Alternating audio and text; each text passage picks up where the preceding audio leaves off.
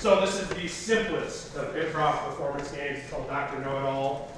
You'll notice it's not called Doctors Know-It-All. It's just singular, one doctor.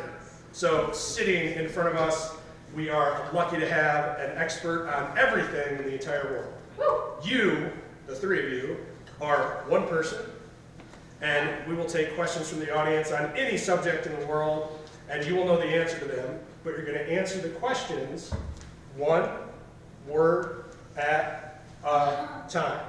Does that sound easy enough? Does that sound easy enough? Does that make sense? So this is the first session of our 8-week Young Rep improv session. There's a different focus with each Young Rep session that we offer. This one is focused on improvisation.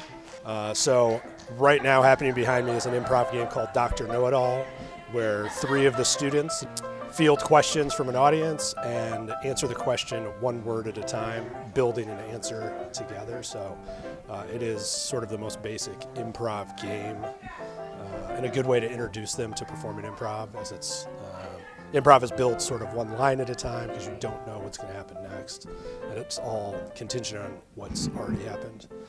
These are old improv games that have probably been around for 50 or 60 years, so probably more than that. There was improvisation was actually sort of born out of the teachings of a woman named Viola Spolin, who was using it as specifically teaching theater to children. So a lot of these improv games are rooted in her early teachings, and then over the 60 or 70 years where improv has become an actual finished performance, these games have been made up along the way and been done for years and years. The adults are more fearful at the beginning. They're certainly more nervous. The kids are ready to jump into it almost immediately. The kids are a lot of fun, and I learn something new teaching them. In teaching them, I have to be conscious of the languages I'm using, and I don't mean like bad language. I just mean to make sure I'm clear in the concepts I'm explaining. With adults, we have a shared context, a shared frame of reference, whether it's cultural references or just a higher level of language and communication. But at the same time, I try not to dumb it down because they're really sharp. They pick up. It's really impressive, and they'll do they'll do things in scenes naturally that weeks from now we'll be talking about. So there are these always really amazing moments that happen every week, and we've seen them already in our first week, and it's a ton of fun. I'm up for singing. Hi, I'm Amelia. And I'm Spencer. We're learning these different games to warm us up. I just think that's just a really fun experience and everyone should try it. Trying something new just gives you the best feeling. So the class will run 8 weeks.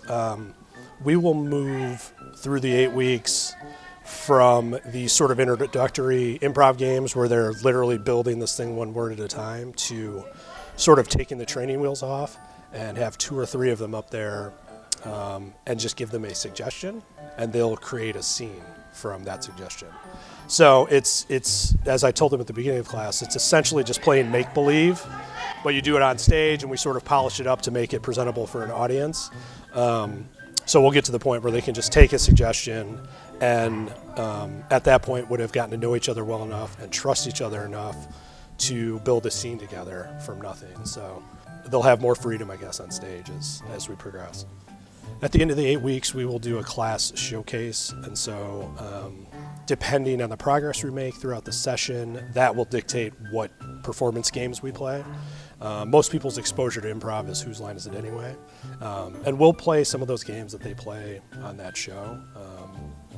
And they vary in sort of how difficult they are to play or how advanced they are. So depending on where we get, we'll determine the mix of games we play, and each student will get to play a few games in front of an audience, which I would imagine will be primarily made up of their parents. But they'll get to do an improv performance, and we'll take suggestions from the audience for them, and they'll create the comedy on stage. So, and and the first time I'm talking to you, it's the first time I've used the word comedy. We really de-emphasize this idea of being funny, because we're not teaching comedy, we're teaching improvisation. And the comedy is just a natural byproduct of this sort of this atmosphere and this environment. So it just inevitably is fun. Brilliant, very nice. All right.